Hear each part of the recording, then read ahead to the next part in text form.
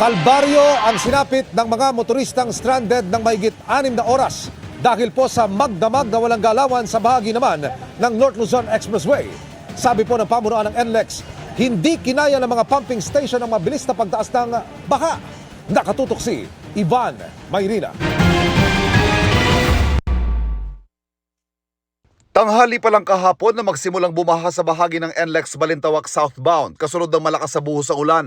Sa kabila niyan, patuloy na nadaraanan ng expressway. Kinakaya pa kasi ng mga pumping station ng NLEX ang baha. Pero ilang oras pa nang walang humpay na ulan at pagtaas ang baha, humaba na ng humaba ang pila ng mga sasakyan. Ang buntot ng traffic ng EDSA Balintawak umabot na mahigit 5 kilometro sa Paso de Blas sa Valenzuela.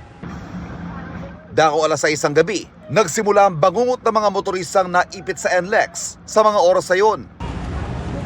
Late afternoon po, napansin po namin na yung pinapump out na tubig bumabalik na lang din po at kasabayan pa po ng malalakas na pag-ulan.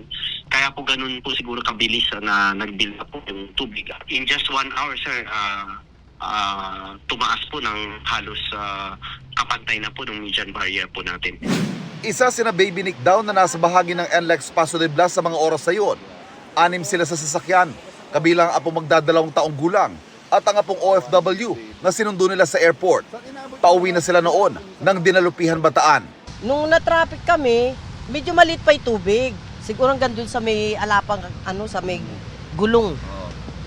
So nung umuusad-usad ng konti, lumalaki. Nung napunta kami sa bandang gitna, eto na, lumaking bigla yung tubig, nanggagaling na rin dito yung tubig, pag ganun. Ala na kaming choice dahil lumaki na yung tubig, pumasok na lahat dito. Siyempre, yung nasa isip ko, sinarili ko na lang, parang katapusan mo. Lumuhod na lang sila habang patuloy na gumagapang ang baha sa loob ng kanilang sasakyan na tuluyang tumirik. Halos hindi makapaniwala ang OFW na si Pamela sa naging pa-welcome sa kanya ng habagat. Ina-expect ko po makakapagpahinga, makakasama po yung pamilya ko na masaya. Kaso hindi po, pag-uwi po, ganito po agad, walang pahinga. Halos 14 hours na po kami nandito, sir. Doon kami galing 6:40 kagabi tuluyang isinara ang mga exit ng NLEX mula Ciudad de Victoria hanggang sa Balintawak at idineklarang not passable sa lahat ng uri ng sasakyan sa magkabilang direksyon sa bahagi ng Paso de Blas. Kasamang GMA Integrated News Team sa napakaraming motoristang naipit sa pagsasarang ito ng may kawayan exit. Pasado hating gabi na magsimulang humupa ang baha at unti-unting nakausad ang mga na-stranded na sasakyan. Pero hanggang kaninang alas 6 ang umaga, kilometro pa rin ang haba ng pila ng mga sasakyan.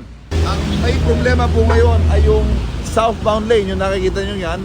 Mabigat po ang dali ng trapiko base sa latest na abiso ng North Luzon Expressway ay mula Marilao o mula Bukawi pa nga hanggang dito sa Valenzuela. Ang haba ng traffic na yan, yung southbound lane. Ayon sa pamunuan ng NLEX, tila replay ang nangyaring pagbahang ito ng NLEX sa bahagi ng Balintawak at Valenzuela. Hulyo din ang nakaraang taon nang makaranas ng ganitong pagbaha. Sa loob ng maraming taon, ang mga pumping station sa mga bahaging ito ang naging solusyon.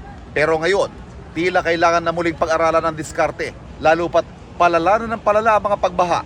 Magkikipag-ugnayan daw sila sa DPWH sa mga susunod na araw. Apparently, kahit may pumping station tayo, kung mag-swell na po yung mga water around the area, hindi na rin po namin mailalabas yung tubig.